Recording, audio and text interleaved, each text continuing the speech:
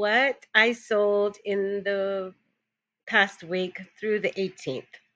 So the first thing I wanted to share was these lot of Littlest pet shops. I started them on an auction. There were a bunch of them. There was 27 of these little guys, and there was about 35 little tiny mini ones. So it was going to take forever to research them. I know there were some rares in there, um, but I just didn't have the time to research them. I listed them for 40. I received an offer within 2 hours of 50. I consulted with some friends on YouTube and they said, counter because it's only been, a few hours. So I countered at 75. The next day he countered back at 55, so $5 more, and I just took it because I didn't want to risk it. I had 4 watches, but no other bidders, so I took the money and I ran. And these were sent to me by a dear friend. I think I paid $10, maybe. She sent me a bunch of stuff, and she does YouTube auctions. Her name is the Random Chick Picker, Leanne, and she's awesome. She is just the best. She would do a lot more selling, but she is busy. She sells and she works. So she sometimes finds things and will sell them for a really affordable price. So thank you, and follow the Random Chick Picker, Leanne. She's on Instagram and she also is on YouTube, but she doesn't have time to go on YouTube much. But that was at Cali Reseller Luis's Tuesday night auction. And imagine one of these, that one I had a multiple of that and I have it listed just by itself for $26. So somebody could really make a small fortune if they sell these individually. But I just wanted to share that. Look out for Littlest Pet Shops. There are big fans of that brand. And next, I wanted to share these jeans. These jeans are low cut, so they barely reach somebody's belly button, and they're flared. And these are back in style per a video that I just watched by Courtney Bolo Buddies. This is the Y2K style. They used to wear tube tops in the year 2000, and they used to wear flared low cut jeans. So that's really coming back with, I guess, young girls and older people. They just like that style. It's coming back, and I really probably should have listed these, promoted them more on Mercari and Poshmark. I don't remember if I had them on those sites, and I should have used Y2K style. I didn't know what year they are, but they were vintage. And I sold them for $15.97, and she paid shipping. So just a tip. This I had listed for $51. In the past, it had sold for over 50.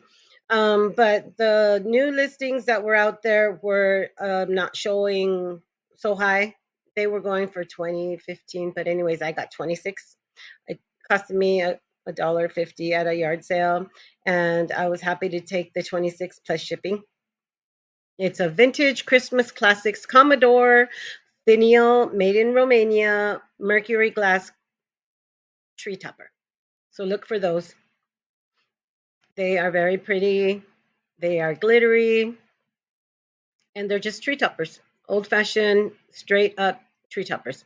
I was really happy about this one. This I got, I can't recall where, but probably in a jewelry lot on YouTube. I purchased a lot of jewelry on YouTube, and this I sold for $35. The funny thing is, somebody offered me 25, and I said no, and I relisted it, and it sold right away for 35. And then the lady said, I'll give you 30. And I said, sorry, it sold, but oh well. Okay, so let's go on. Look for jewelry for Christmas trees Christmas tree jewelry that has a bunch of different color um, rhinestones, not just enamel. Rhinestones are hot.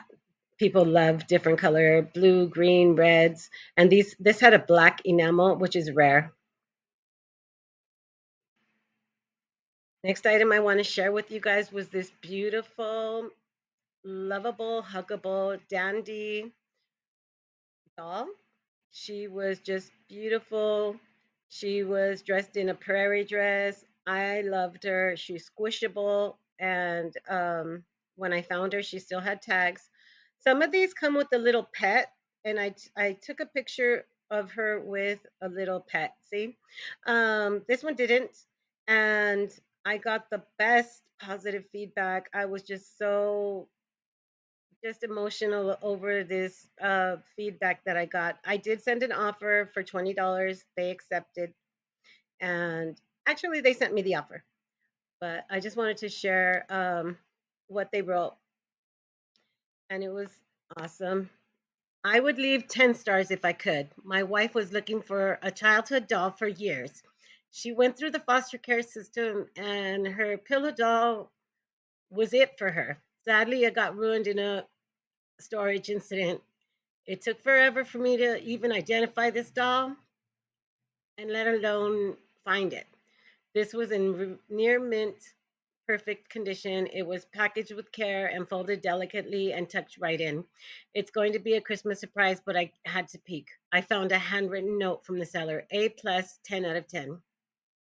And I just thought, oh, I'm so happy that that little girl inside that woman gets her doll back. It was just one of the good parts about being a reseller. The next item I sold was this vintage paper mache Christmas Santa mouse, and it was very cute. Look at how sweet. I always try to take a picture of their faces. They are just so precious. And I found him at a yard sale, and he was paper mache. I didn't have any clue about him. He didn't have a name or a title or a maker, but inside, he had the original price tag. It was $14 originally back in, I don't know, the 80s. And it was from Feline's Basement. And I did some research on Feline's Basement. It was a store that closed down. I think it was like a Macy's. Um, I didn't have any Feline's Basements in California that I ever went to. But I added that to the title. And this guy sold for I believe $29 plus shipping. So a little tree topper mouse made out of paper mache, and he was just precious and cute. So I'm glad that went to a good home.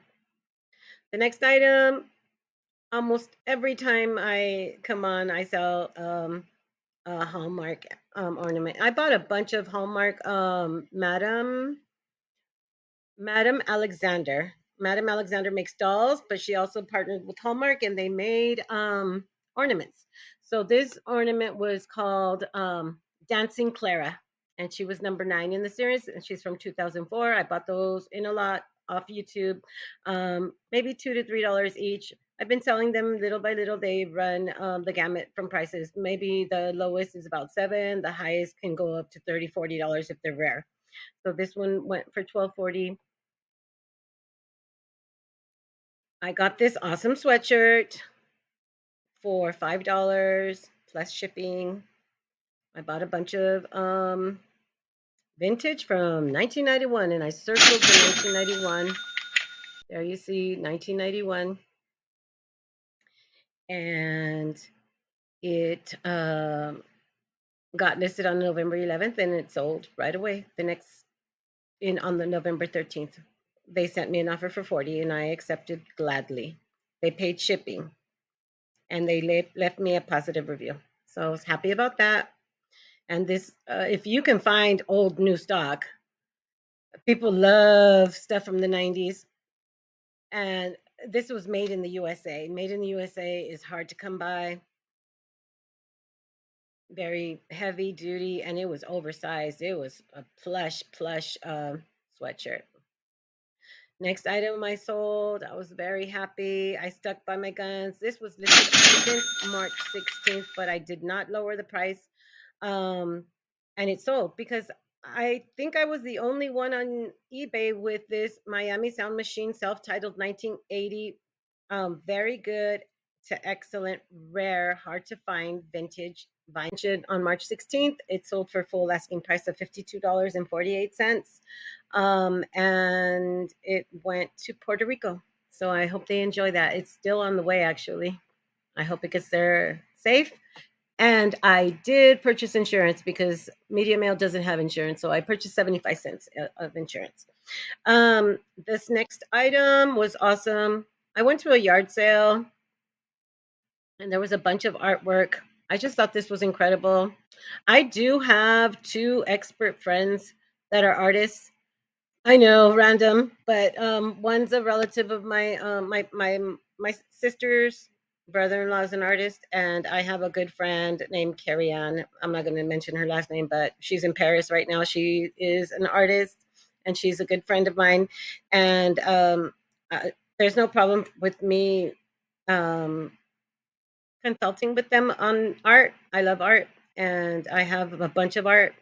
I went to this yard sale. This was a man who had purchased a studio art um, collection.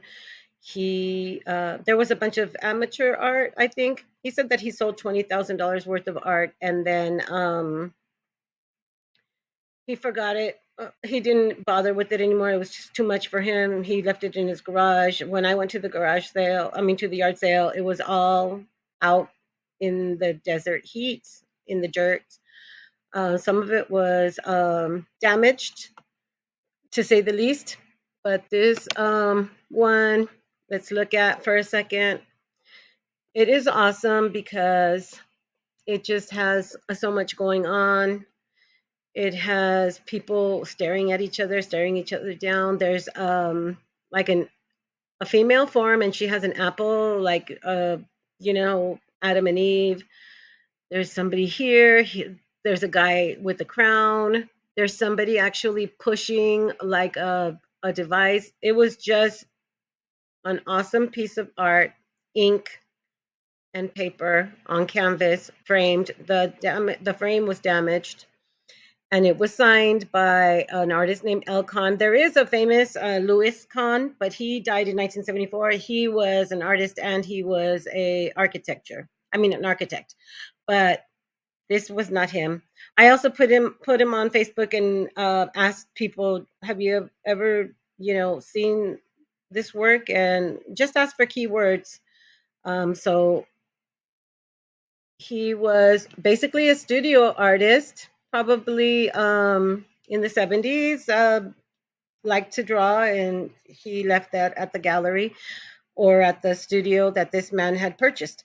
Um, I sold that for $52.53, and I believe they had a 10% off coupon. And I explained to them that the frame was damaged. They said they don't care. They're going to fix it. They were really in love with it. And I said, original signed L. Khan, pen and ink, black and white art, 1975, good and evil, surrealism studio art. Not to be confused with the other artist.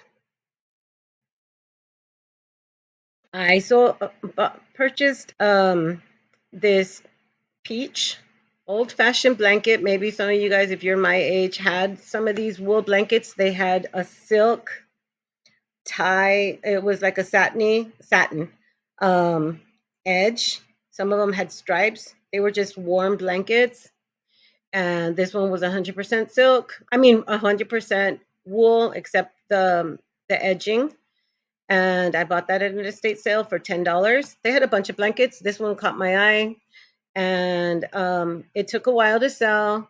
I listed it on June 21st, and it sold 5 months later for $40, best offer plus shipping, and that was over 4 pounds. Wool is very heavy. And next item, I sold this J. Crew. It was marked J. Crew clearly, and it came in a jewelry lot. I purchased a jewelry lot from Jabby's Treasures. Jabby's Treasures and Picky Nicky have jewelry lot sales. It's a bunch of jewelry. It's called the Drop and Shop, and you can get tons and tons of jewelry for $20 plus shipping. And maybe you guys can go on there. It's a great place to source jewelry.